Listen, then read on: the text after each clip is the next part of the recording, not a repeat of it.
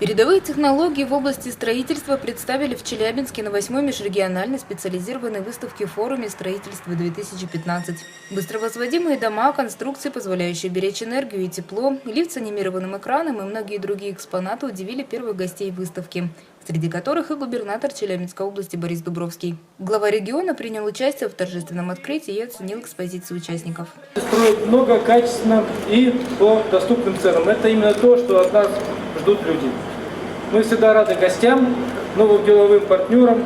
Пусть выставка порадует участников и посетителей позитивными впечатлениями, новыми знакомствами, ну и, конечно, контрактами и заказами.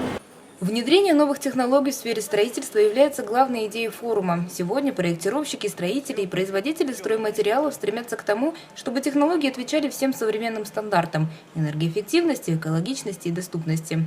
Так, один из участников представил уникальный продукт. По заверению производителей, таких в России всего 3, и один из них находится в Челябинске.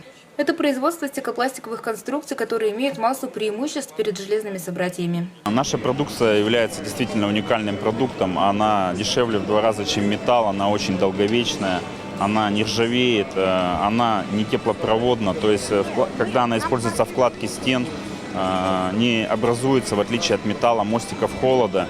Соответственно, меньше тратится энергии на отопление